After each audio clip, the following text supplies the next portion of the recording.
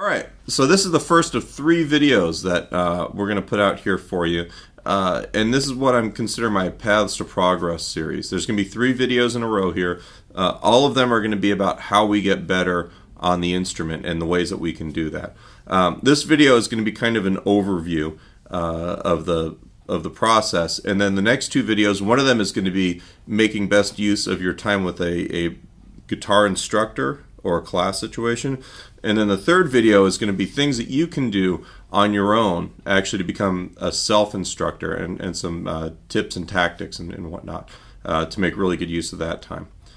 Now, we're going to kind of visualize the process today as something of like a pipeline, right? And on the intake part of the pipe is going to be where we're learning the material that we need. The end of it is going to be where we're performing it or making use of it. And in the middle, we're going to talk about those elements that I think actually need to be addressed when you're trying to become a better player.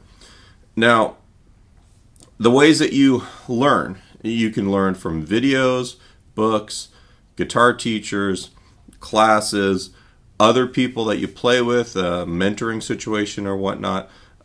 There's a million ways to take in information, right? And we're not saying any one of them is better or worse than any other in this particular situation.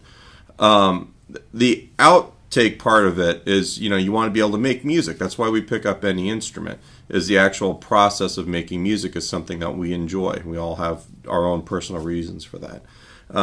In the middle, though, this is kind of the important part. In the middle, we have 4 elements that I'm going to consider very important to you actually getting ahead as a musician. The first one is time and rhythm. And this is the thing that I find more experienced guitar players need help with than anything else. And I've had people come in here into this studio who have record deals. I had somebody in a band on Warner Brothers Records, second record, come in, and we had to work on playing rhythm guitar for an album he was working on. I've had a lot of semi-pro players that play in bands. That's one of the most basic elements of music, is the concept of time. It's also one of the things as guitar players, either we're not taught properly, it's not emphasized to us in terms of its importance to music. It's not very fun to learn, so we don't spend time on it. And that's one of the major things that I work with students on. All right, so rhythm and time is like the first really big issue for me. The second one, we're going to call theory, but I don't want you thinking of it in terms of like music theory where you're learning modes and all this other junk. The idea of theory is just understanding music, whether it's understanding your instrument, where the notes are on it, a little bit of chord construction, a little bit of basic harmony, what you need, the tools that you need theory-wise to actually perform at the level you want to be at. No one's saying that you need to go to take an advanced counterpoint class or any of that other junk, but you do need to understand music on some level off of the instrument, where it's not just a bunch of put your finger here and play it kind of situations. The third is technique, and then once again, as guitar players, when someone says, I want to work on technique, most of the time it's, I want to play faster, or I want to do wacky stuff with all my fingers on the fretboard. And really, to me, technique is just your ability to execute the music that you want to play on the instrument. There's all kinds of things that become technical issues. So that's the kind of the third leg that we work on here, is basically just being able to make the proper sounds come out of the instrument in time and in tune in such a way that we're getting the idea of what you're trying to communicate with the guitar. The last one is the thing that I'm personally the worst at, which is repertoire.